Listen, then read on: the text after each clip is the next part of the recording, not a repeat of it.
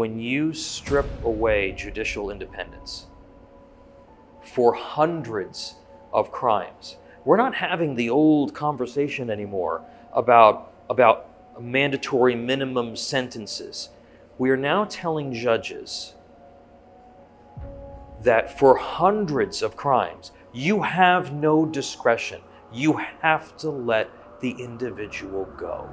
And then everybody seems to wonder why we have a recidivism problem.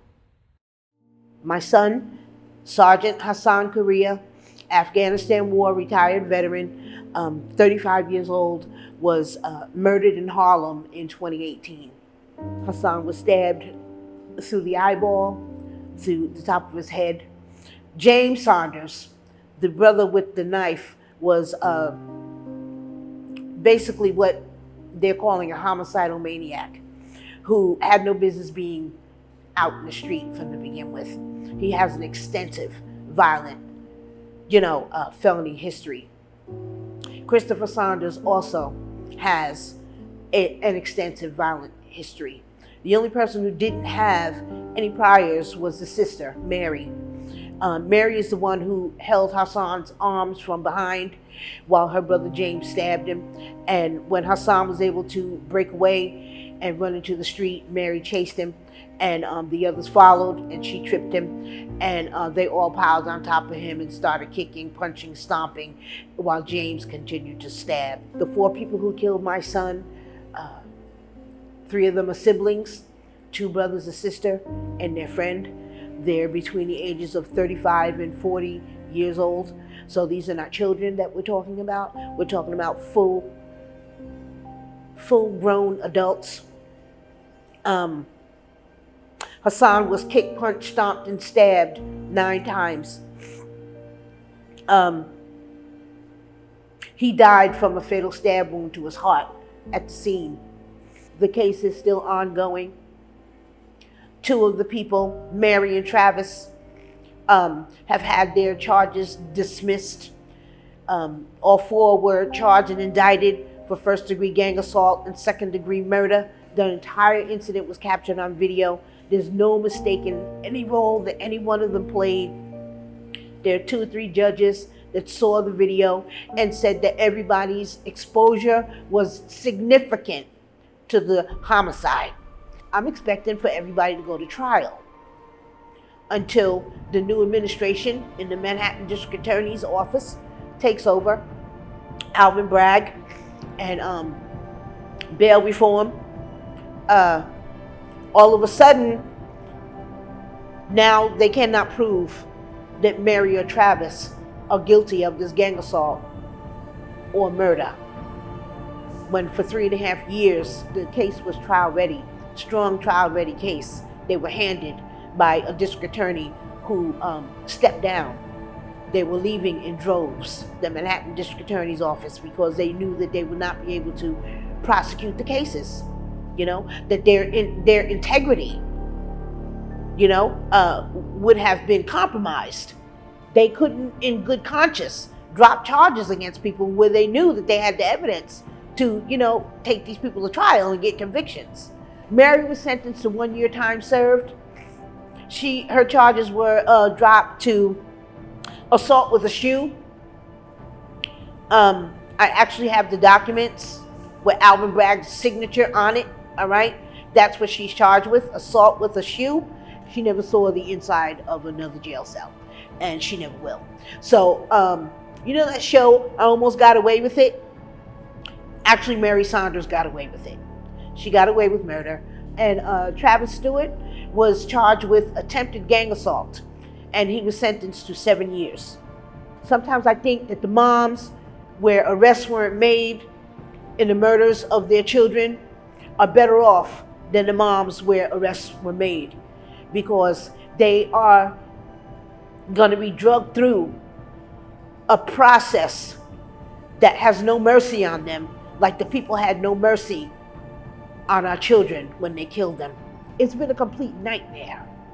It's been a very, very horrific experience for me, especially since this new administration took over. They gave this new district attorney who has no compassion whatsoever. She's soulless. She has no soul, no empathy, no nothing. She's the one who dropped the charges. The original bail reform law, which was passed in 2019, there were 300 separate offenses that the judge had to let you go. One of them was carrying a gun on school grounds. Now, why? Why was that in the bill? Was it because some Democrat wanted a school shooting? No. It's because they knew the statistics that drug crimes and gun crimes oftentimes happen on school property after hours or on the weekends. And so they wanted to make it more difficult for the gangbangers that were on school property and got arrested. They wanted to make it more difficult for those guys to be held. They knew the statistics and they tailored the law specifically for that purpose. That just gives you a glimpse of how insidious this is. 1 in 5 that are arrested today in 60 days has committed a felony and is back again before a judge. In 60 days, 1 in 5 that commit a crime. It's just absolutely insane, and it cannot stay that way. And if it does, people are going to continue to leave this great city. New York City was once the safest big city in the country, maybe even the world. The Get Tough era of former mayors Rudolph Giuliani and Michael Bloomberg brought stability and safety to a city fraught with crime throughout the 1970s and 80s. During their tenures, the rate of crime in New York City dropped dramatically. Violent crime dropped 56%, and property crimes fell even further, to 65%. In 2013, Bill de Blasio campaigned on ending stop and frisk, and openly spoke of warning his biracial son against interacting with the police. Following the death of George Floyd and subsequent protests, de Blasio vowed to defund the police and cut $1 billion from their budget. Crime exploded. Burglaries rose 42%, vehicle theft went up 67%, shootings almost doubled, and caused a 44% spike in homicides. New York City plunged back into danger, and liberal policies like bail reform threatened to keep it that way for the foreseeable future. Now, New York City, we were very proud of this. It was the safest big city in America. And it certainly is not that now. It's changed in a very dramatic way. We had a police commissioner back then, Kelly, and he was outstanding. He's the longest serving police officer that became police commissioner in the city of New York. So working with Commissioner Kelly was really, really good because it kept our city safe. You knew where the city was going. You knew where the patches of crime were. You knew how to get the undercover police officers in there and uniform and clean up this city. It was a lot safer and a better place to live and to raise a family. 20 years ago, I was the police commissioner. It was just a year after the horrific events of 9/11. But we were all on the same team. We were pulling together. We brought in a lot of expertise to help us rebuild Lower Manhattan. Today, we're separate. We have a society that seems to be split. And people are a lot more concerned now than they were then as far as street crime. Regular old-fashioned robberies and muggings. People are afraid to ride the subway now because of some of the terrible events that have happened here in the last couple of years. People pushed on tracks, that sort of thing. Bodega owners every day get looted, get assaulted, get robbed, get spat at, get cheated, and they have to deal with it. Cab drivers, the same thing. They're serving low-income neighborhoods where crime is high. They take risks, yet they pay with their lives. they pay with losing their business. So a lot of small businesses are relocating. New York City is a ghost town. The fear of crime is as important as the crime itself in New York, because you can see it. You can see it manifest itself in a lot of different ways. The high-end stores along Madison Avenue, they have a queue outside. They're only buzzing people in, one or two at a time. Stores are closing early. You know, it's a real ripple effect from crime that a lot of people may not be aware of.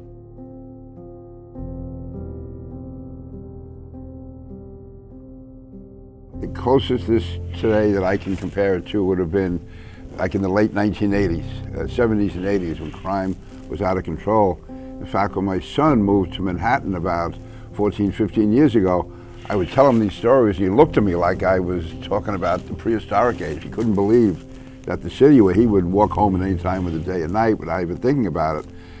Now he sees what the other side of it is. Homeless people everywhere. He's had 3 or 4 pretty tough incidents on the subway with people. Another time, 3 guys tried to jump him on the West Side Highway. So this is a world that he never knew about before. And when I'm telling you about him, I mean, he's really lucky. Nothing ever really happened.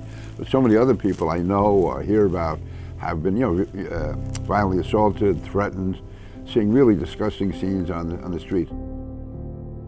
Bodega owners and taxi drivers like Cooten, who was just killed a few weeks ago, because 4 fare beaters, 13, 15, 20, and 20, assaulted him and beat him to death over a fare, over robbing a few dollars from him. Cooten left behind a wife and 4 children, 3, 5, 7, and 8. The New York State Federation of Taxi Drivers, who I represent, we raised $250,000 for the family. But that's not enough. That's not going to bring their father back. Jose Alba was defending himself from an aggressor, from someone who came behind the counter to beat him to death. And he was able to grab a knife and defend himself. The victim, who was Jose Alba, went to jail. The video is what's going to set this man free. People saw what happened, and everyone agreed that it was self-defense. So the district attorney dropped the charges. The judge dropped the charges on this case. Jose Alba ran and left the country, fearing for his life. The proof of the increase in crime is in the newspaper every single day. What more information does our governor need? The shooting caught on surveillance video happened in broad daylight in the Bronx. A Police fast say food 2 worker people is were hit by the hospitalized gunfire after being at shot Walton in the Park neck at the outside neighborhood of a McDonald's in Third killing in New York City mass transit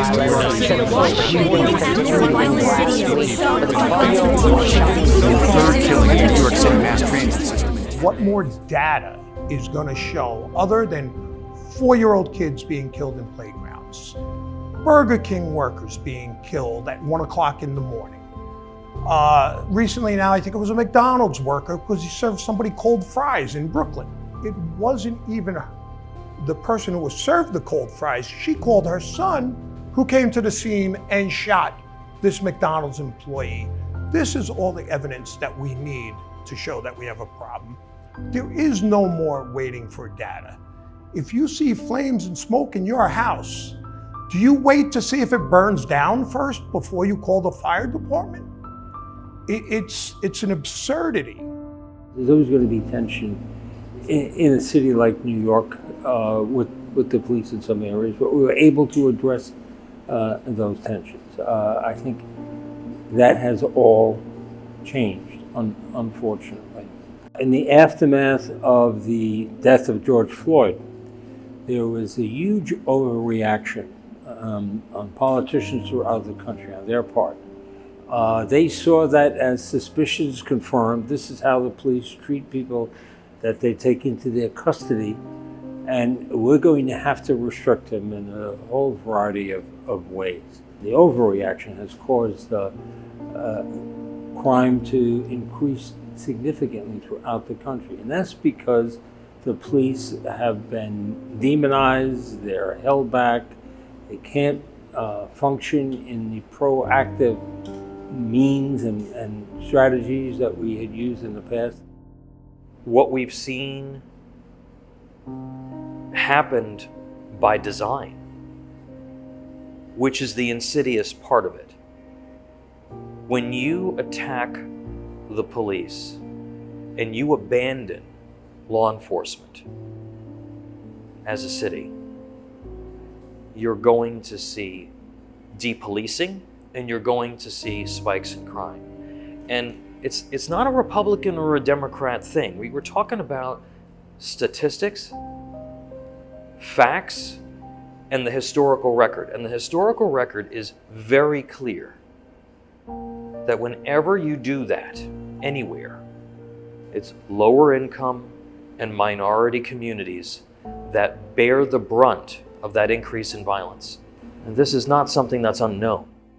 What caused New York City to be one of the most unsafe cities in the country was the prior administration, the Bill de Blasio administration. He made breaking the law legal in New York. He basically brought a policy that basically destroyed the fabric of what New York City was when Giuliani and Bloomberg were the mayors of New York. Police officers are leaving the NYPD because they were demoralized. They were shamed. They were spit on. They were disrespected over the last 8 years of the Bill de Blasio administration. He handcuffed the police department. Police officers are no longer respected in New York because you can do whatever. You can assault a police officer and get away with it and be free the next day. That's unheard of. I think that what we've learned over the last 10 years is just how fragile the safety and the security of the city can really be. We remember the 70s and 80s and urban decay, and it took decades for the city, with good governance and the right policing policies, to really have a renaissance in the 1990s and through the early 2000s. But once de Blasio and the Democratic Socialists took over, the change was almost instant.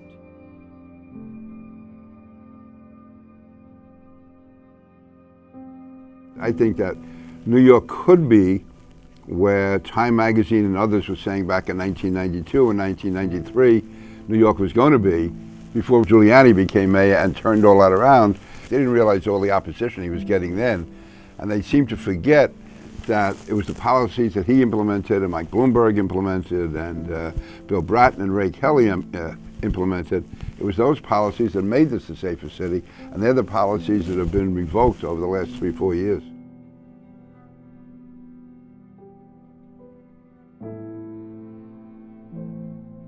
It's unfortunate that we had a leader for 8 years that basically took away the rights of victims, took away the rights of business owners, took away the rights of New Yorkers. And all he did was focus on the rights of criminals. They don't want to talk about how you actually do policing and law enforcement in a way that is a real deterrent. Proven concepts like stop, question, and frisk, which took thousands of illegal weapons off the streets. They don't want to talk about that. The current administration here doesn't want to do the things that made New York City the safest big city in America. Now, it was done before. It can be done again. Take a look at what was done during that period of time and apply some of that to law enforcement in New York City. But right now, that doesn't seem to be on anybody's mind. A lot of excuses, but no real action.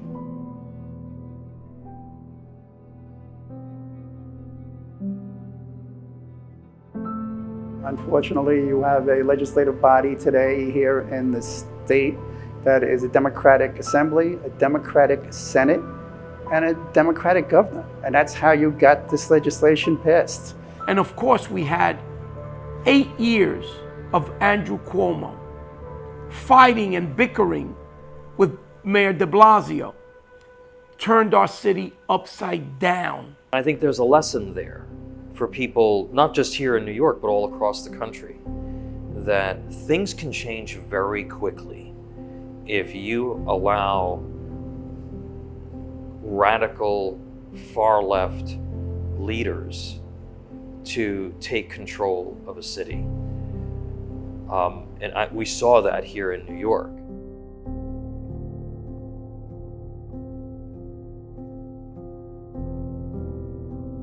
Our criminal justice system is insane. It is dangerous, it is harmful, and it's destroying the fabric of our city. This bail reform law that we have wasn't designed to free people that are carrying illegal guns.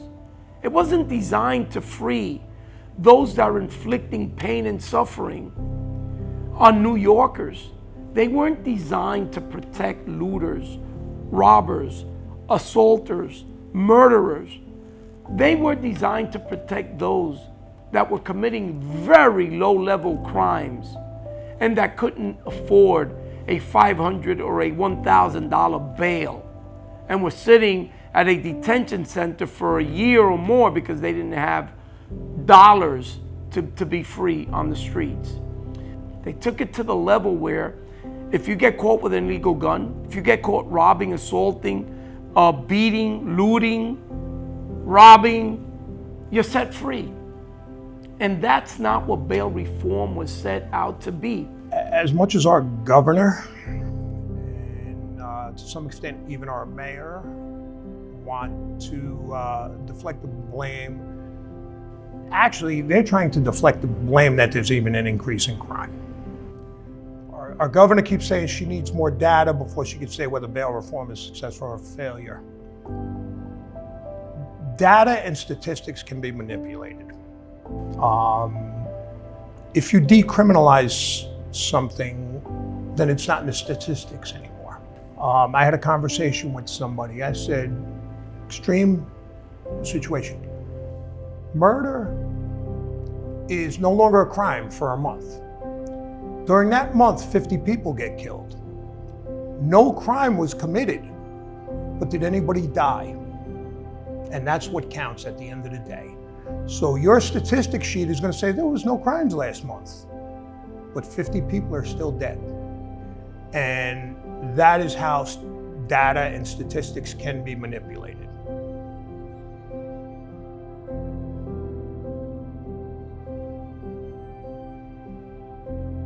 People are literally getting killed. Their lives are being ruined every single day because of this philosophy, this governing philosophy driven by the left in this country, and they don't seem to care. They want to tell you when you see these spikes in crime that it's about systemic racism. What we're seeing right now is a confluence of failed social policy, welfare policy, and an intentional erosion of the rule of law. It's certainly the woke mentality that's permeating, and how such supposedly intelligent people that are elected to office can still fall for this failed ideology baffles me. It absolutely baffles me. This is nonpartisan. It should outrage every American. Not only the people who are living through it, but the people who are reading it in their newspapers and watching it on their television, because it does impact all of us.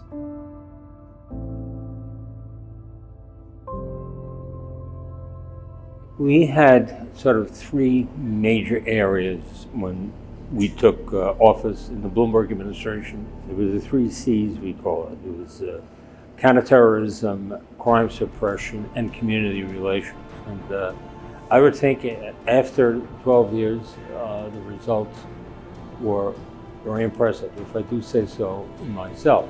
I think we have to go back to bail. We have to, again, uncuff the cops, uncuff the judges, and you cannot have the type of crime that you see today. I think the bail system in the United States needs to be revisited. I think certain offenses, cashless bail should apply. Low-level misdemeanor offenses, low-level felony offenses, certain high-end offenses, murder cases, criminal sexual misconduct cases, prohibited person with firearm cases, ag rob cases, they need to have bail attached to it. I don't believe they understood the full extent of the legislation that they've passed. I think they're starting, a number of them are starting to recognize that the legislation that they passed is wrong and it's bad. But for some strange reason, the incentive to change it does not seem to be there. So we need that firebrand in the Assembly and in the Senate to go after it. I think we have to change our political leaders, our elected leaders, and that's a heavy lift in New York. The registration here is 6-1 Democratic. I think a sea change is needed, and it'll only come about if we have very strong leadership that will take the city through this very difficult time. We need to turn the tide. We need to get our elected officials to be law-abiding elected officials. They have their protection. They're surrounded by state troopers and NYPD officers. They're not going to ever be assaulted or hurt. So a lot of the times they don't feel the pain. The object of the game is the people of this great city and state got to wake up and put the right people in office and get the right legislation done and make sure we address those concerns. Starting this November, we start getting people in office that have some kind of common sense and grasp of just how dire our situation is. I never thought I'd want to leave New York. I'm seriously considering it at this point, although, again, being reasonable, this is not a New York issue. It's a United States issue. At some point, we have to begin to take responsibility for ourselves and our children and our own community. You know, if we don't care about ourselves, how can we expect anyone else to care about us? People across this nation are fed up, and you're going to see them get out and vote. And they're going to vote a Congress that will be a balance and a U.S. Senate that will be a balance to this president. Crime is out of control in New York, and criminals often receive no punishment. The city needs leaders that uphold the law and seek justice for victims. New Yorkers can lead the fight to take back their city by rejecting liberal policies and electing lawmakers who put the safety and security of citizens above all other interests. It will take strong leadership that supports law enforcement to restore peace and prosperity to this great city. Get out there and vote. You got election day. Get out and vote. Make that difference for your family, for yourself, for your God.